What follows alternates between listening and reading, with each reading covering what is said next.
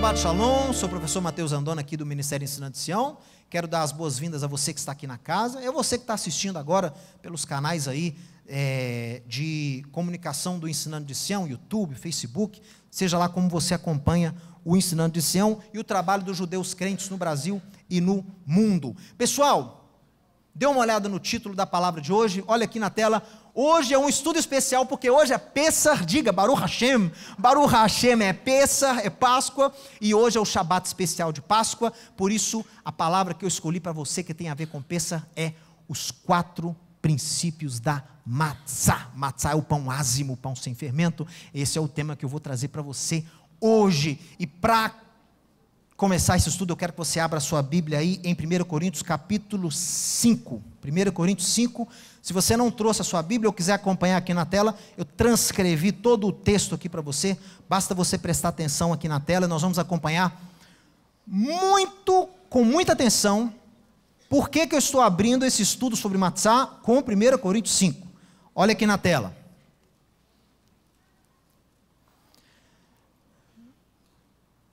Verso 1. Geralmente, se ouve que há entre vocês imoralidade, mas uma imoralidade tão grande, que nem eu vejo entre os pagãos. Isto é, poder existir uma pessoa que se atreva a dormir com a mulher do seu próprio pai. Contudo, vocês estão ensoberbecidos, e nem chegaram a se lamentar, para que fosse tirado do meio de vocês quem cometeu tamanho ultraje. Eu, na verdade, ainda que ausente em pessoa, mas presente no espírito, já sentenciei, como se estivesse presente, que o autor dessa infâmia seja, em nome de Yeshua, reunidos vós e o meu espírito, com o poder de Yeshua, nosso Senhor, que essa pessoa seja entregue a Satã para a destruição da carne, para que o espírito dela seja salvo no dia do Senhor Yeshua. Olha, não é bom o vosso orgulho. Vocês não sabem que um pouco de fermento pode levedar toda a massa? Lancem fora então esse velho fermento, para que vocês possam ser nova massa, como vocês são de fato sem fermento. Por quê? Porque o Messias, ele é o nosso cordeiro de Pessah, e ele foi imolado. Assim, celebremos a festa, não com o velho fermento, nem com o fermento da maldade e da malícia, mas com os ázimos da sinceridade e da verdade. Porque em carta já escrevi para vocês, que vocês não se associassem com os impuros. Mas prestem atenção, quando eu digo isso, não me refiro propriamente aos impuros do mundo, ou aos avarentos, ou aos roubadores, ou aos idólatras desse mundo, porque se fosse assim, você teria que sair do mundo. Mas agora, eu escrevo que vocês não tenham nenhum tipo de contato com a pessoa que se diz irmão, e é impura, e é avarenta, e é idólatra, e é maldizente, e é beberrão, e é roubador. Com essa pessoa, nem coma junto com ela. Porque que direito haveria eu de julgar os de fora? Não julguem vocês os de dentro? Ora, os de fora, Deus os julgará. Expulsai, portanto, de entre vós este malfeitor.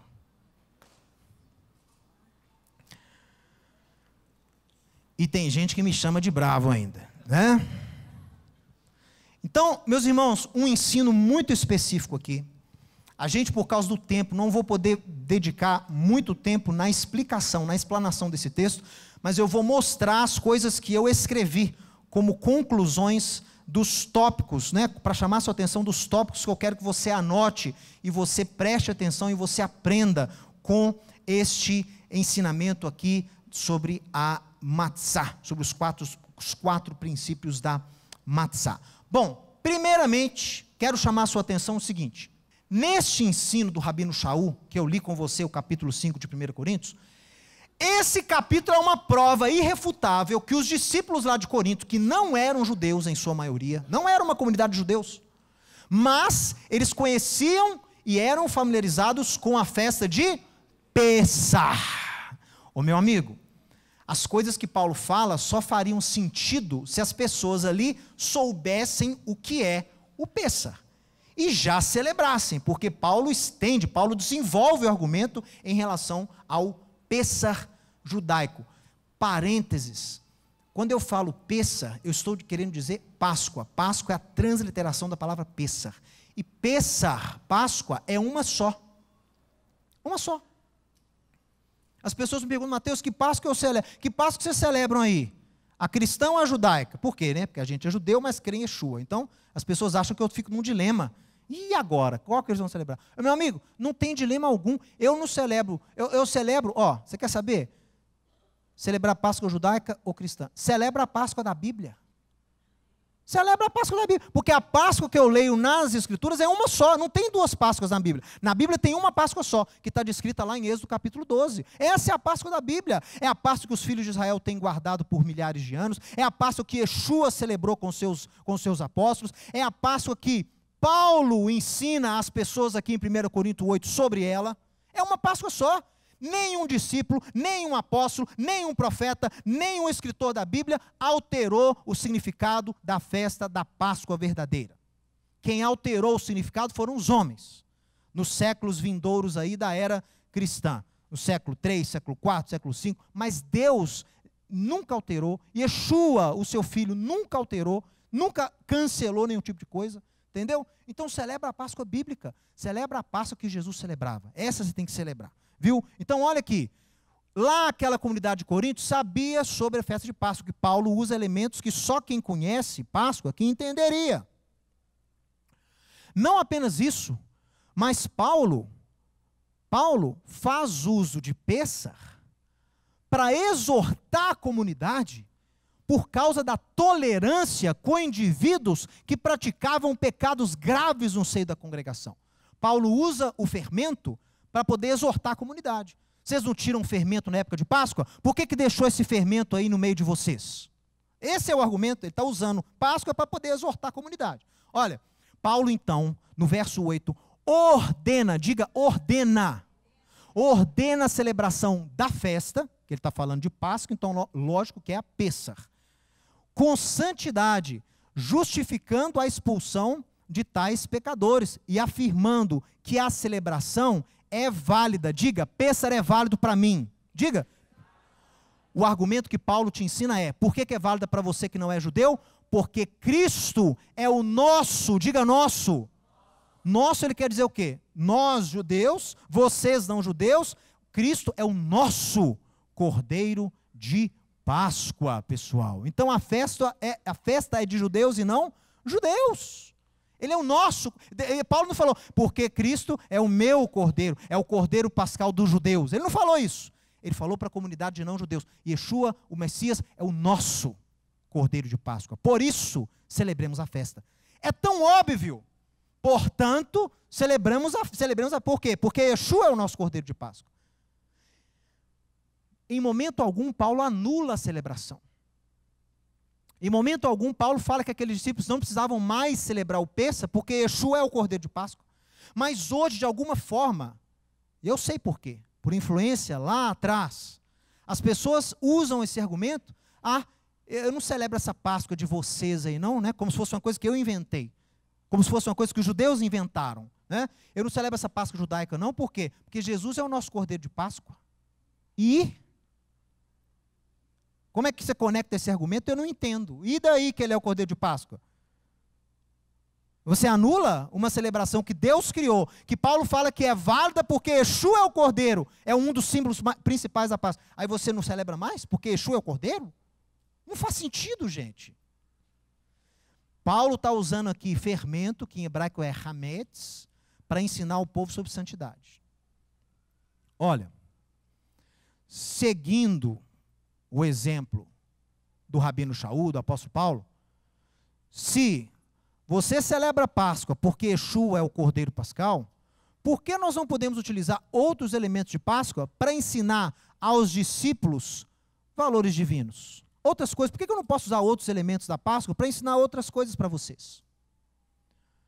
Assim como Paulo usou o hametz, o fermento, para ensinar sobre pecado e a sua gravidade, vamos hoje usar a matzá, que é o pão asmo, para ensinar a você como viver a sua vida de acordo com a vontade de Deus. Por isso, o nome deste estudo, baseado no princípio paulino, É o qual?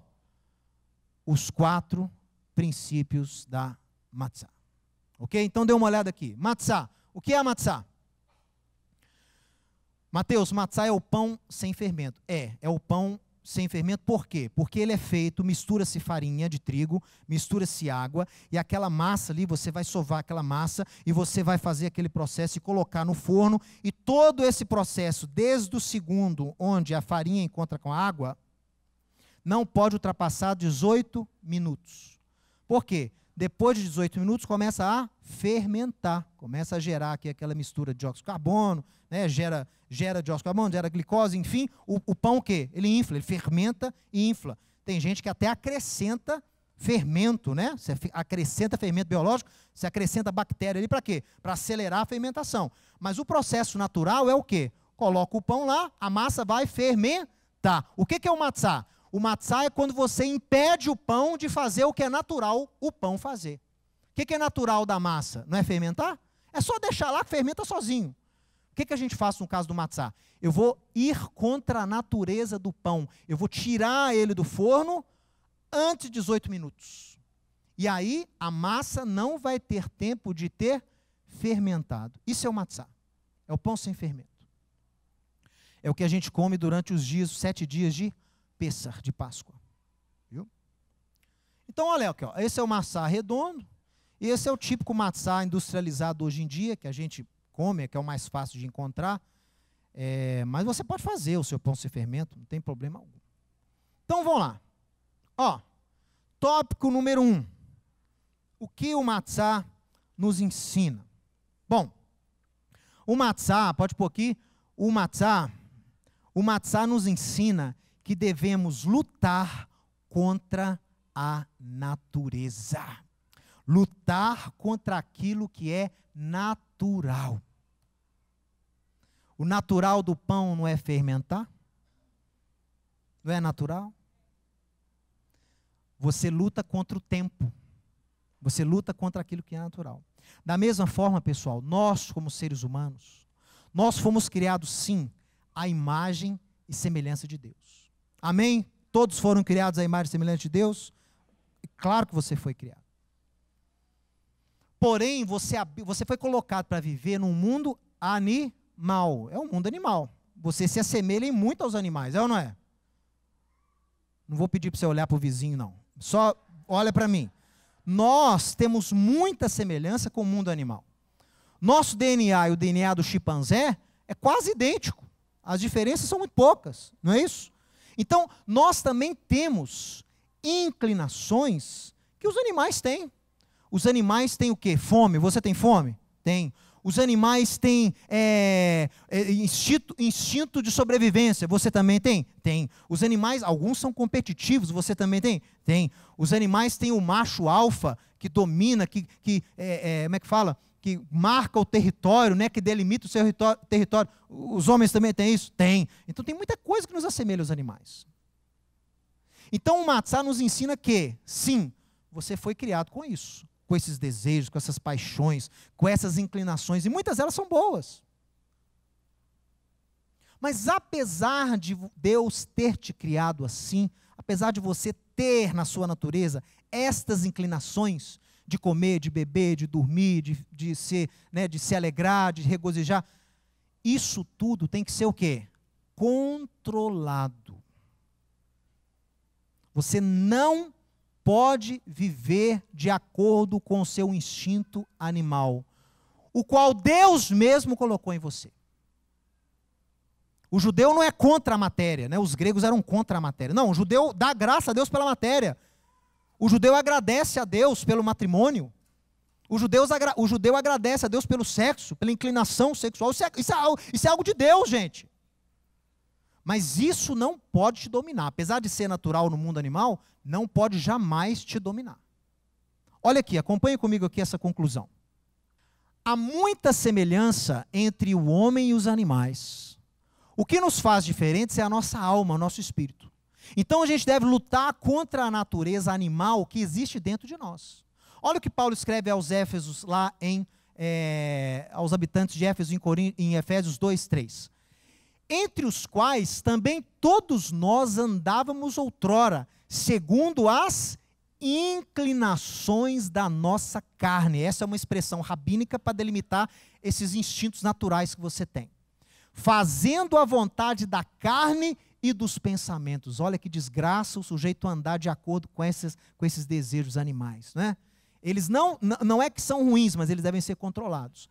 Então, se uma pessoa vive de acordo com a inclinação da carne, fazendo a vontade só da carne de qualquer pensamento, é uma pessoa, por natureza, filho da ira, como também os demais. Então é algo ruim.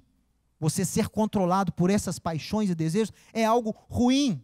E eu trouxe do hebraico para você, gente, a língua hebraica é fantástica. Por isso que eu fico falando, gente, faz o curso de hebraico, porque você poder estudar a Bíblia nessa língua original. Gente, quem foi que nos criou? Quem criou o homem à sua imagem e semelhança? Quem criou? Deus. A língua que Deus escolheu para se revelar ao homem foi o hebraico.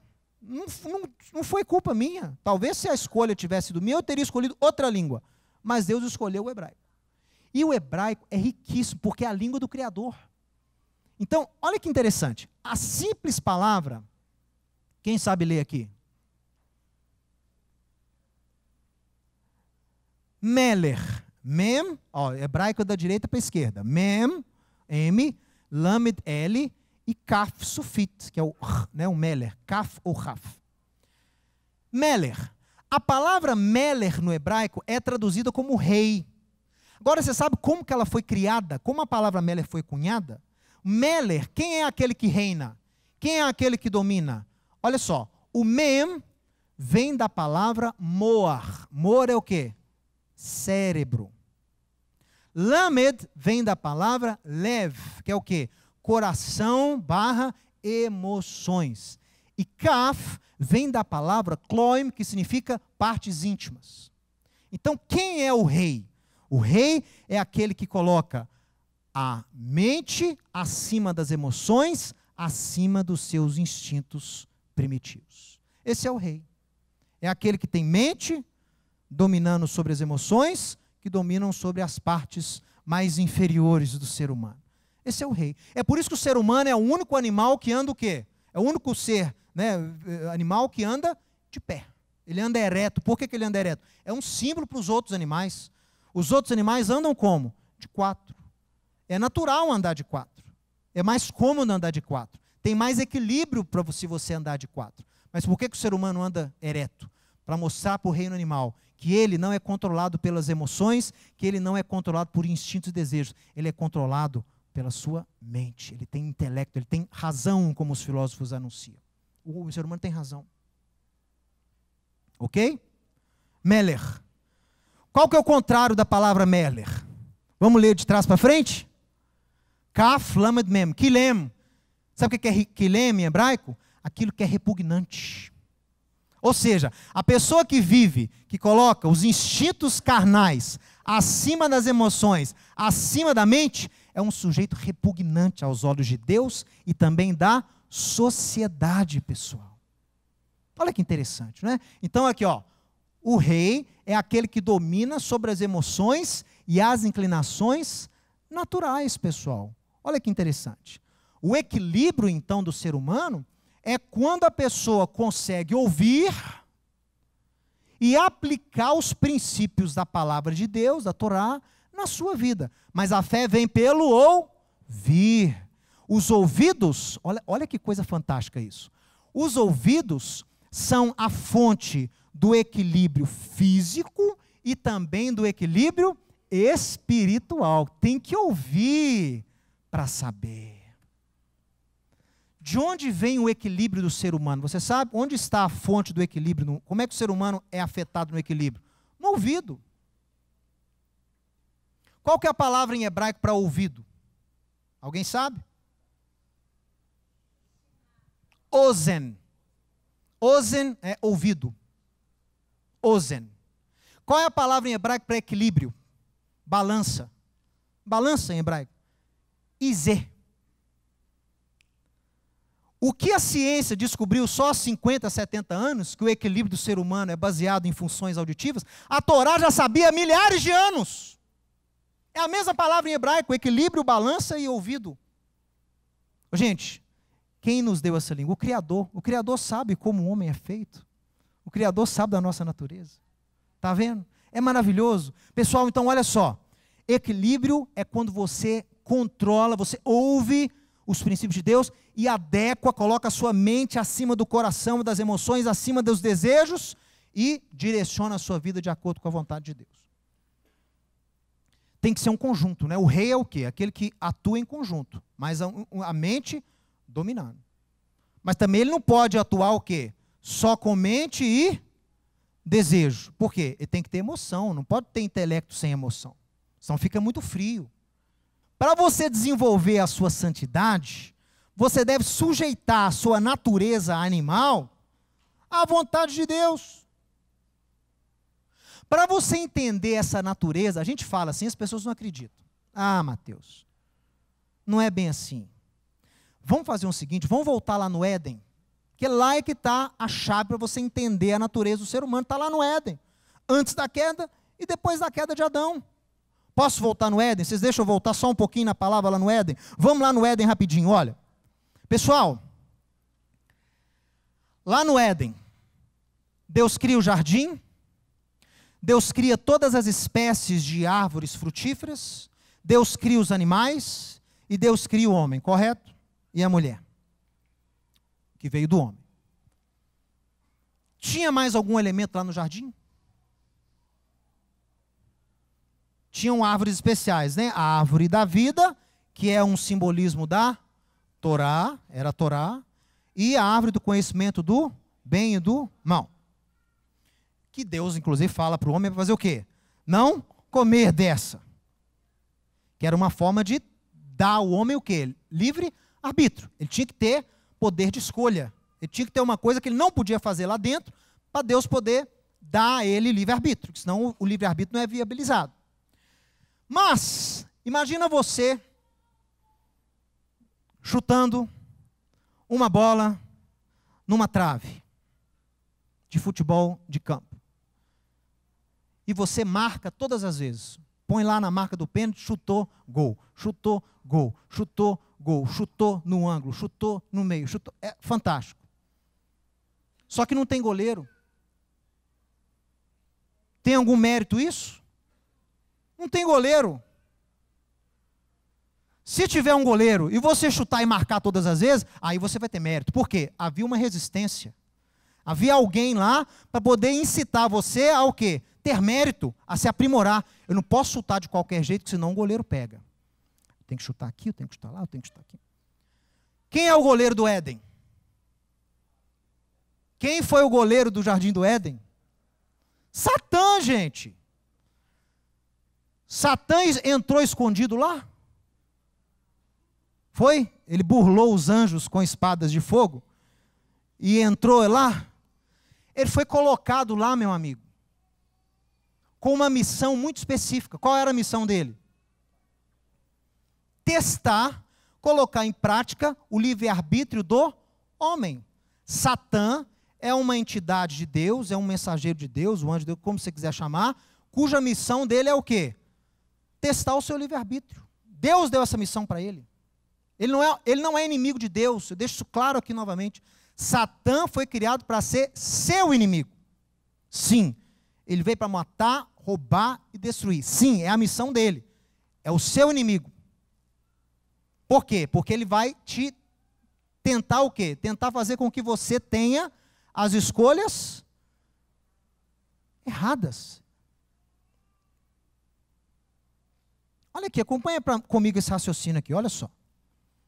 Por que eu estou dizendo isso? Porque você, desculpa eu falar isso aqui, mas às vezes a gente herda do meio teológico cristão, a forma normativa de se compreender, muitos, pelo menos muitos no cristianismo, têm essa visão de Satanás como uma força independente, um ser independente que é inimigo de Deus. Deus e o diabo, né?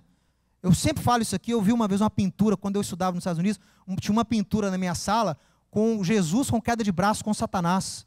colocaram um Jesus assim meio magrinho, um Satanás todo musculoso, e os dois na queda de braço, como se isso existisse. Ô, gente, isso é paganismo. Nada pode ser comparado a Deus. Nada pode afrontar o poder de Deus, gente. Alguma coisa no universo pode ir contra a vontade de Deus? Me diga você. Tudo que o diabo faz, ele tem que ter a permissão de Deus. Tudo. Os rabinos falam que o diabo é um cão bravio na coleira de Deus. Quem criou o diabo? Deus fala para Isaías: eu criei o mal. Tudo vem de Deus, gente, ele é único. Tudo veio dele. Não há força antagônica, independente, que age por aí. Olha só, por que você tem que saber disso? Para entender sua natureza, para entender por que Satã está aqui. Dizem que Satã é o único anjo cujo objetivo dele, né, é que Deus se agrada quando você não ouve a voz dele. Os outros anjos, Deus se agrada quando você ouve a voz dos anjos. Mas Satã, você não pode dar ouvidos a ele. Olha só, acompanha aqui comigo, ó.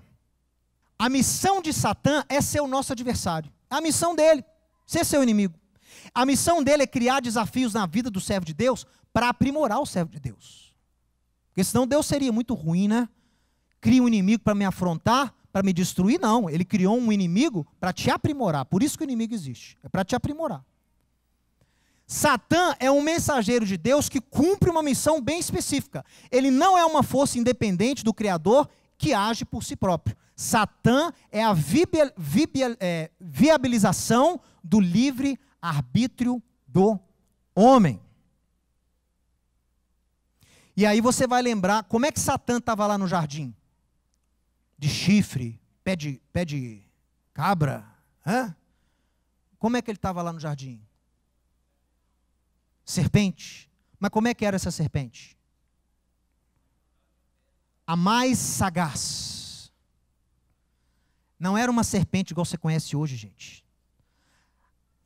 Satã, esse animal que está lá como um narraste, como uma serpente, era quase um ser humano. Ele ficava ereto, ele tinha braços, pernas, ele era quase um ser humano. Ele falava. A serpente do Éden, que era Satã, era o animal mais sofisticado de todos, sendo quase um ser humano. E o argumento que ele dá para Eva, para poder fazer Eva e Adão desobedecerem, é fantástico. Olha o que ele diz. Ainda que Deus tenha dito, não comerás. O hebraico é assim. Mesmo que Deus tenha dito para não comer, pense bem, Eva, você é animal como nós. Eva, você e Adão têm desejos como nós. Eva, você e Adão têm fome como nós. Vocês são animais. Para que, Eva, ficar lutando contra algo que Deus mesmo colocou dentro de vocês? Vocês estariam lutando contra a natureza de Deus? Seja como um de nós, entregue-se a essas paixões animalescas que você tem, que foi colocado em você pelo próprio Deus. Isso é natural, Eva. Eva, é natural você comer daquela árvore, porque ela é a mais bonita do jardim, o fruto dela. Eva, é natural você querer comer daquele fruto, porque ele é o mais vistoso. Eva, é natural, Eva. Seja como um de nós. Assuma a sua identidade como animal. Você não é um animal como a gente, Eva? Você não tem desejos e paixões? Seja então como um de nós. Entregue-se às paixões que Deus mesmo colocou em você.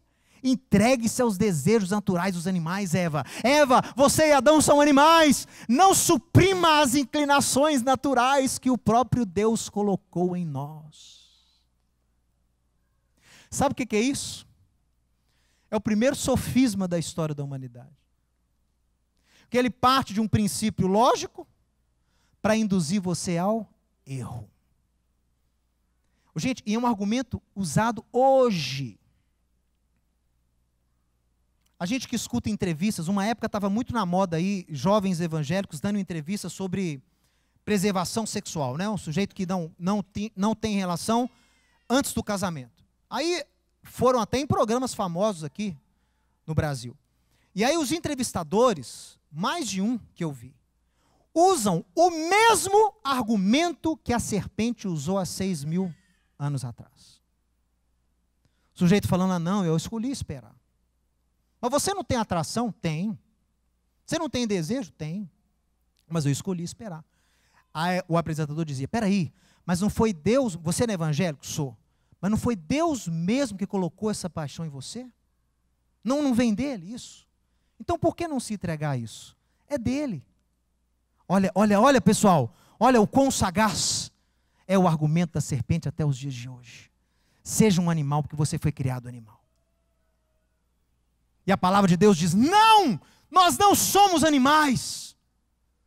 Nós nascemos com desejos, mas esses desejos devem ser canalizados para agradar a Deus.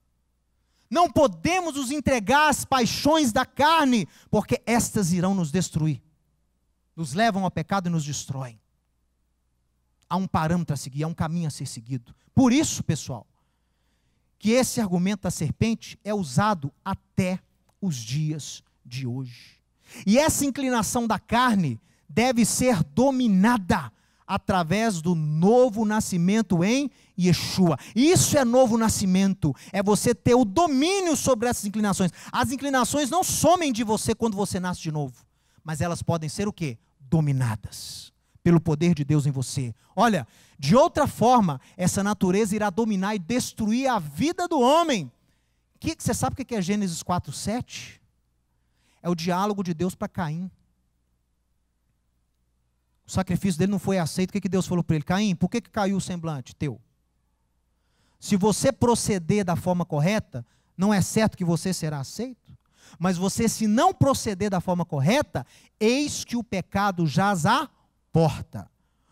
O seu desejo será contra ti. O desejo do pecado será contra você mesmo. As suas inclinações agirão contra você mesmo. Mas cabe a ti dominá-lo. Olha aí, pessoal.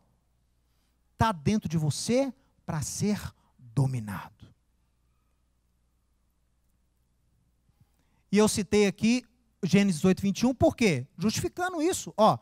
A inclinação do coração do homem é má desde a sua juventude. As palavras de Deus lá em Gênesis capítulo 8, para Noé. O argumento da serpente, seja um animal como nós, foi cortado. É por isso que ela rasteja.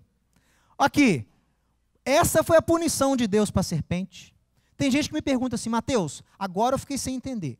Você não falou que a serpente foi colocada lá, programada para fazer aquilo que ela fez? Deus deu a missão para ela. E ela não fez aquilo que Deus programou? Fez. E por que ela foi punida? Se você programa o forno lá para desligar depois de 30 minutos, depois de 30 minutos o forno desliga, você vai lá e quebra o forno? Você não programou ele para fazer isso? Gente, não foi, na verdade, uma punição. Foi um exemplo que Deus fez para ensinar algo ao homem. Por que a serpente passou o quê? A rastejar e a comer pó? Porque a partir daquele momento, Deus estava falando para o homem, olhem o que eu vou fazer com a serpente. Olhem o que eu fiz com a serpente. Eu cortei os pés desse argumento, que você tem que ser animal como nós. Eu cortei as bases desse argumento. Isso não existe. Eu vou fazer isso com a serpente para que você, Adão e Eva, aprendam a nunca mais darem ouvido às inclinações da carne. O argumento da serpente, seja um animal, foi cortado e exposto como falso. Deus transformou aquele animal num animal rastejante para que você visse o quão baixo e repugnante é o argumento dela. Eu não conheço ninguém que gosta desses animais, cobras. Você pode ter até cobra de estimação, mas é um bicho feio, é um bicho repugnante. Você olha para uma serpente, você tem uma desconexão imediata. Você olha para uma serpente e diz, eu não tenho nada a ver com esse animal. É ou não é? É um dos animais que você mais pensa assim, eu não tenho nada a ver com isso. Que bicho horroroso, que bicho nojento. E uma serpente tem uma gosma, né? Umas tem umas... Você já pegou numa serpente? A pele dela gente, é horrível. Deus fez isso para que você aprendesse. Esse negócio de ser animal não tem nada a ver com você. Você não é animal, não. Diga para o seu vizinho, você não é um animal. Você é criado à imagem e semelhança de Deus. Por isso acontece isso com a serpente. Olha. Agora, eu quero levar você para o texto de Romanos capítulo 6. Se você não puder abrir, pode acompanhar aqui comigo. Olha só, hein? A gente está no primeiro tópico do Matzá. Espero que dê tempo de falar dos 4, mas vai dar, os outros são curtos.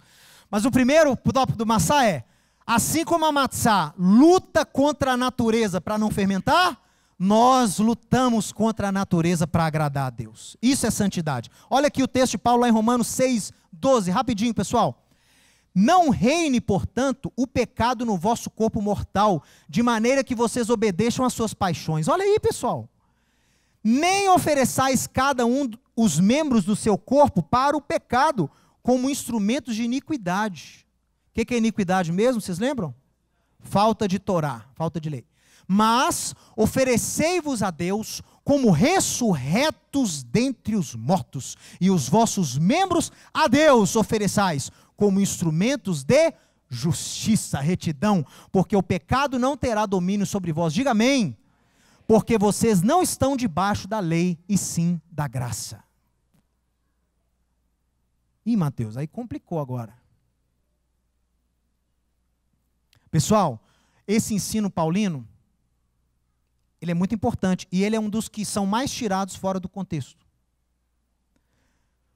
O pecado não terá domínio sobre vós, porque vocês não estão debaixo da lei, mas da graça. Quando uma pessoa vive em pecado, é escravo das paixões carnais, a lei escraviza a pessoa. Porque quem é que delimita que a pessoa está em erro? É a lei. A lei que fala que a pessoa está errada. Então a lei oprime. Mas a lei não oprime o justo, a lei oprime só o pecador. A lei oprime o pecador. A lei é prisão para o pecador. Por isso que o pecador, onde é que a lei está em relação ao pecador? Em cima, pressionando, oprimindo, apontando dia e noite: você está errado, você está em pecado, você está em falta, você está vivendo de forma injusta e iníqua diante de Deus. A lei está apontando, a lei é o espinho do pecador. Mas se você nasce de novo em Yeshua, você muda a sua natureza, você não é escravo das paixões carnais. E a lei agora? Está em cima de você te pressionando? Lógico que não, a lei está dentro de mim. O não adulterarás está dentro de mim, faz parte da minha natureza. O não mentirás está dentro de mim. Não darás falso testemunho está dentro de mim. Guardar o Shabat está dentro de mim, faz parte da minha natureza nova em Yeshua. Então a lei não me escraviza, a lei me edifica agora. Vocês estão debaixo da graça. Amém, pessoal? E daí? E daí que você não está mais escravizado pela lei, mas pela graça? Você vai pecar, porque agora você vai pecar mais porque você não está debaixo da lei e da graça? Tem gente que fala, sim. De modo nenhum, pessoal. Vocês não sabem que daquele a quem vós ofereceis como servos para obediência, desse mesmo a quem obedeceis sois servos, seja do pecado para a morte ou da obediência para a justiça, traduzindo, você é servo de quem você obedece. Obedece às paixões da carne, obedece aos desejos do corpo, você é escravo do corpo. Obedece à lei de Deus, você é servo de Deus. Mas graças a Deus, porque outrora escravos do pecado, contudo vieste a obedecer de coração a forma de Torá, doutrina, de Dahé, aqui é Torá, instrução, a que fostes entregues. E uma vez libertados do pecado, fostes feitos servos da justiça. Assim como oferecestes os vossos membros para a escravidão da impureza e da maldade para a maldade, assim oferecei agora vossos membros para servirem à justiça para a santificação. Diga amém, pessoal. Vamos continuar em Romanos agora no capítulo 7. Olha aqui, 7:5. Por quê? Quando vivíamos segundo a carne, segundo a natureza, as paixões pecaminosas postas em realce pela lei. Olha aí, ó. A lei não mostra o pecado do pecador? Operavam em nossos membros, a fim de frutificarem para a morte. Agora, libertados da lei. Gente, o que tem de pastor que usa isso aqui para falar que eu estou fazendo aqui, estou perdendo meu tempo, minha vida, que eu ensino a Torá para vocês? Eles falam, você não leu lá o que Paulo escreveu em Romanos 7, não? Você foi liberto da lei, Mateus. Mateus, você foi liberto de Moisés. Eu não consigo entender. Porque no mesmo capítulo, se a pessoa só lê mais adiante, só isso que ela precisa fazer, continua lendo. Paulo está falando, você é escravizado pelo pecado, a lei está o quê? Oprimindo. Se você muda a natureza e não peca mais, a lei não te escraviza. Por quê? O que a lei vai apontar que você está em falta? Você não está em falta, você está dentro do caminho de Deus. Então a lei está dentro de você, você está cumprindo a lei. Por isso que ele fala, você agora, nascido de novo, você foi liberto da lei. Liberto no sentido de, a lei não te acusa em nada. Mas vamos continuar lendo. Libertados da lei, estamos mortos para aquilo a que estávamos sujeitos. Aí o sujeito fala assim, está vendo? Eu estava sujeito à lei e agora eu morri para a lei. Não, meu amigo, você era sujeito ao quê? Às paixões pecaminosas. Por isso que eu coloquei em verde aqui para você prestar atenção. Mais claro que isso, só desenhando. Você não está sujeito mais às paixões pecaminosas que você era escravizado por elas. E você foi liberto da lei porque a lei não tem mais nada para te acusar, porque você não peca mais. Mortos para aquilo que estávamos sujeitos, de modo que servimos em novidade de espírito e não na caducidade da letra. A letra não te pega mais.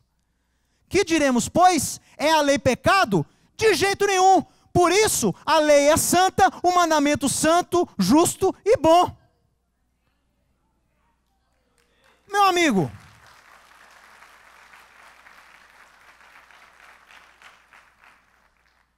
se o sujeito lesse até o final, ou pelo menos até o verso 12, ele ia entender que Paulo não está falando que a lei, que você foi liberto da lei, que você não precisa mais da lei de Deus. Se Paulo tiver falado isso, ele é um grande esquizofrênico. Por que ele começa o capítulo falando uma coisa e ele termina falando outra?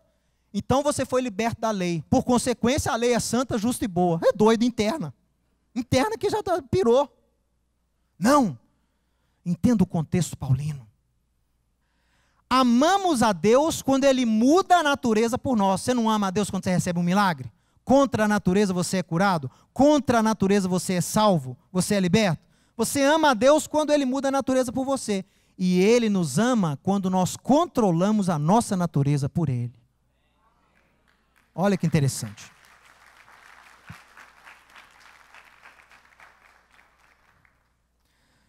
Ponto 2. A matzá nos ensina sobre humildade. Diga, humildade.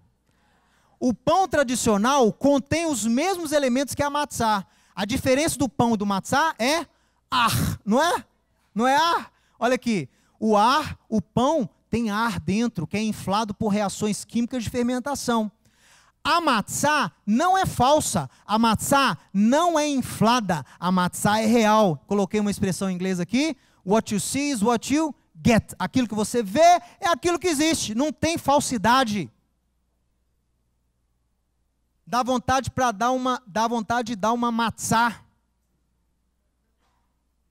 para muitas pessoas nessa época de Páscoa. A matzá é verdadeira, a matzá é honesta, a matzá é sincera. A matzá não infla, a matzá não tem carapuça, a matzá não tem máscara. Ela é honesta e verdadeira. Olha, não preciso de fermento, não preciso de fermento, que é o pecado, nem o ar. O que os rabinos falam que é o ar do pão? A soberba, aquele que é inflado, né, inchado, soberba. Ó, você não precisa de pecado, que é o fermento, nem de ar, soberba, para saber quem você é. A humildade é saber quem somos aos olhos de Deus. Você não precisa de nada externo para te definir.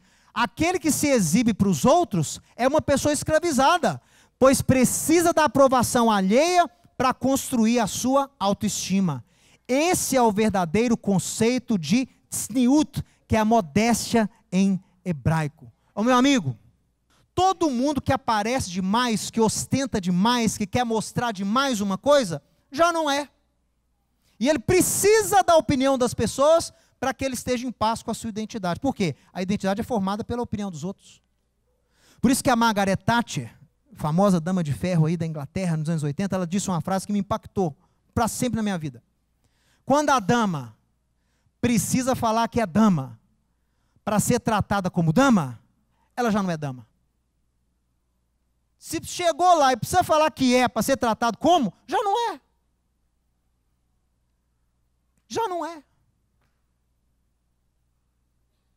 Aprenda com esse conceito, muito importante. Muito importante.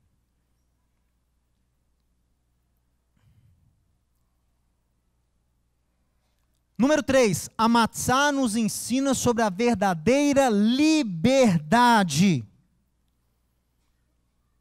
Uma vez eu vi um vídeo onde as pessoas respondiam o que é liberdade. O que você acha que é liberdade? E se eu fizesse essa enquete aqui, seria muito parecido com esse vídeo que eu vi. O que é liberdade?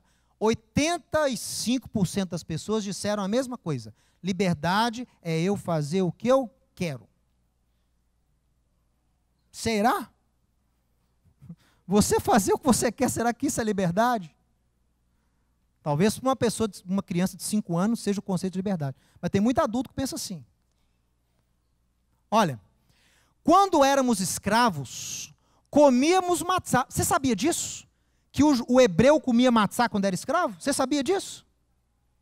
Por que o matzá é chamado pão da aflição? Porque quando éramos escravos, nós comíamos matzá. Por quê? Não tinha tempo do pão fermentar, a gente estava sempre trabalhando, sempre oprimido, sempre perseguido, não tinha tempo de fazer refeições sofisticadas, o pão nunca fermentava, a gente sempre tirava antes, sempre comia matzá. Então matzá para nós é o pão da aflição, o pão da escravidão. Quando comíamos o matzá, quando éramos escravos, não tínhamos tempo de preparar o pão. Mas quando Deus nos redimiu, Ele também não deixou o pão fermentar. Pergunta de $1 milhão. Por que o pão da escravidão foi escolhido por Deus para ser o mesmo pão da liberdade? Já parou para se perguntar isso? Por que Deus manteve o mesmo símbolo? Para nós era símbolo de escravidão, virou símbolo de liberdade. Mas é o mesmo pão. Olha aqui. Porque a verdadeira liberdade é quando nos tornamos servos de Deus. Essa é a verdadeira liberdade.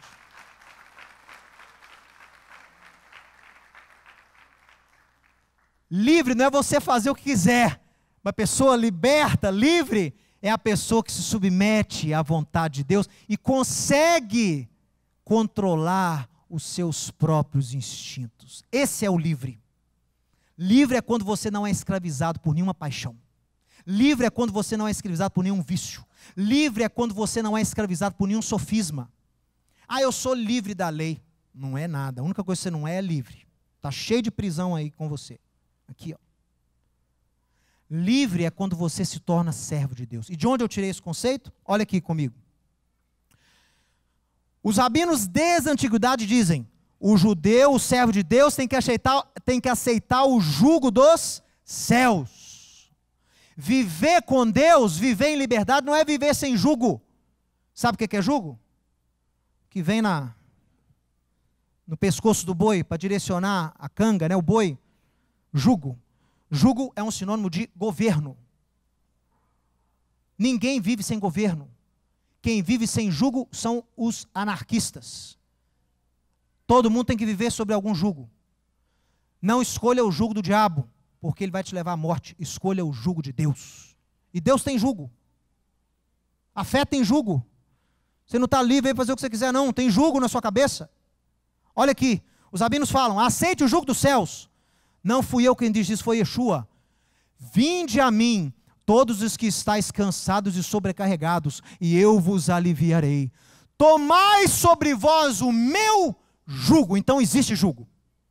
Não vai achar você que você está livre da lei e pode viver sem lei, não. Você tem um jugo sim, você tem uma forma de governo sobre você. Só que é o governo de Yeshua. Tomai sobre vós o meu jugo e aprendei de mim, porque sou manso e humilde de coração, e achareis descanso para a vossa alma, porque o meu jugo é suave e o fardo é leve. Pessoal,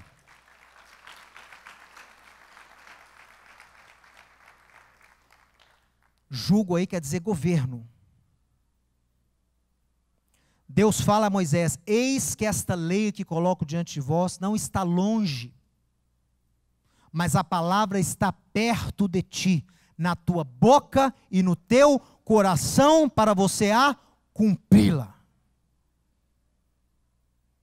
Tomai sobre si o jugo dos céus, porque o jugo de Yeshua é leve e é suave. A Torá, quando ela é, a Torá externa, ela é pesada. A Torá dentro é leve. Só quem escreve a lei dentro do coração do homem é o Messias Yeshua. Aí o fardo é leve. Tentar, aqui ó, fingir ser servo de Deus sem ter tido um novo nascimento é um inferno. É ou não é? Vou fingir de crente. É uma miséria a vida de uma pessoa dessa. Porque ela finge que ela é servo de Deus, mas ela não tem a natureza o quê? Mudada. Então a lei está o quê? A lei está pressionando. E ele é o pão gordo. Ele não é matzá. Ele é todo inflado sobre enganos. Quer passar uma imagem que não é. Olha que maravilha. A palavra em hebraico é ol. Raiz da palavra aliar, subida, jugo. Jugo e aliar são a mesma palavra em hebraico, a mesma raiz, desculpa. Então o que é isso? Quem se submete ao jugo de Deus, à lei de Deus, direciona a sua força, igual o boi, não é? O boi é forte, o boi é intrépido, mas se o boi não tiver controle, ele pode se desviar. É assim somos nós. Tem que ter o jugo de Deus, a lei de Deus, para quê? Para canalizar sua força, sua paixão, sua ambição no caminho de Deus. Quando você se submete ao jugo de Deus, você direciona sua força, desejo e inclinação para ser aprimorado. Quem se submete ao jugo do Messias é elevado, aliar e aprimorado por Deus. Quem toma sobre si a vontade de Deus é direcionado por Deus. Não existe vida com Deus sem o jugo de Deus. Vida sem nenhum governo é chamado de vida iníqua. Aceitar o jugo do Messias é uma aliança. É a criação de uma identidade que molda a nova estatura do indivíduo. Por isso que gentio tem que ter Torá. Quem não é judeu tem que ter lei, tem que ter Torá, porque é o desígnio de Deus. Não existe governo, jugo de Deus sem lei. Apenas neste ambiente de jugo existe a verdadeira liberdade. Assim, sem a aliança que envolve o jugo, não há liberdade alguma. Liberdade é quando dominamos as nossas inclinações, sujeitando-as ao governo, à lei de Deus. E o quarto e último tópico é que a matzá é o pão da aflição e também da redenção. O que você achou? Isso aqui é importante. Meu amigo, quem está passando por problema aí? Não estou querendo imitar ninguém na televisão, mas é uma pergunta sincera. Você passa por algum problema? Eu levanto a mão. Todos nós passamos, ok? Mas olha o que a matzá nos ensina através de Pessa. O pão, o mesmo pão da aflição, Deus não transformou no pão da liberdade? O mesmo pão da escravidão, Deus não transformou no pão da libertação? O que você achou que era o símbolo da sua opressão? Aquela doença, aquele inimigo, aquela humilhação, aquela perseguição sem fim. Aquilo que você achou que te oprimiu, que te trouxe dor, será o símbolo da sua maior alegria. Às vezes na vida, nós temos experiências com coisas que são dolorosas, é ou não é? A gente passa sim por dor. Dor com doença, dor com perda, dor com rebeldia, dor com problemas inúmeros na vida. Sim. Mas com fé e perseverança, esta mesma dor se tornará o motivo da nossa maior alegria. persevere, creia, porque Deus permite que essas coisas aconteçam na sua vida para te aprimorar. O mesmo pão que o judeu, que o hebreu comia lá como escravo, foi o pão que ele comeu hoje no Pêssar, ontem. O mesmo pão que nós comíamos chorando, hoje é o pão que nós comemos rindo na nossa casa com nossos filhos. Mesmo pão. Persevere e fique firme, porque esse problema que você hoje enfrenta, amanhã será lembrado com alegria, você vai poder abençoar muitas outras pessoas, e você vai crescer, você vai ser aprimorado. Isso é o que nos ensina o Matzah. Persevere, tenha fé, meu irmão, vai passar. Não murmure, não amaldiçoe a Deus, aprimore-se com a tribulação que chega à sua casa. Ela vai passar, e ela amanhã vai ser motivo de alegria. Ela amanhã vai ser motivo de regozijo, assim como eu comi ontem a matzá com os meus pais e minha família, rindo, cantando, o mesmo pão que os meus antepassados comiam chorando, eu ontem comi rindo. Creia. Olha, além da palavra lá de Romanos 8:18, que nós temos que nos gloriar nas tribulações, porque elas vão produzir aprimoramento nos santos. Eu digo para você o exemplo de José. José é o maior exemplo que eu termino aqui, é o elemento escondido da festa da Páscoa, é José. José é o elemento escondido na Páscoa. E eu trago José para encerrar essa palavra especial de Páscoa. Vocês, na verdade, dizia ele para os irmãos quando se revelou, intentastes o mal contra mim, porém Deus tornou esse mal em bem, para fazer, como vocês veem agora, que se conserve muita gente em vida. O que as pessoas fazem contra você hoje, elas intentam mal sim, contra você, Deus está usando para o seu crescimento. Deus está usando para o seu fortalecimento. Deus está usando para o seu aprimoramento. Trate bem o inimigo. Está vendo por que tem que amar o inimigo? Porque ele está sendo usado por Deus para te abençoar. Não fica gastando energia com o inimigo, não. Use o inimigo para o seu crescimento. É o que eu faço. Eu uso para o crescimento. E eu não deixo ninguém tocar neles. Só quem toca nos meus inimigos é Deus. Eu não deixo, eu os protejo. Não deixa, porque está me aprimorando. O que ele está fazendo? Ele está me ajudando. Não mexo com ele não, que eu preciso dele. Quando Deus achar que ele não é mais necessário, Deus vai remover. Agora, se está lá, é porque eu preciso crescer. Deixa ele trabalhar. Porque o que ele está fazendo está me ajudando muito. Graças a Deus. E eu termino dizendo, Hag Pessar Sameach, através do Cordeiro de Deus, que muda a nossa natureza e nos dá a verdadeira liberdade, restauração já, em nome de Yeshua. Amém. Amém. Se você gostou e foi abençoado com esse estudo, inscreva-se em nosso canal do YouTube. Considere também ser um mantenedor do trabalho do Ensinando de Sião no Brasil, Israel e no mundo. Doações e contribuições podem ser feitas através do link na descrição desse vídeo. Um grande abraço e Shalom, Shalom.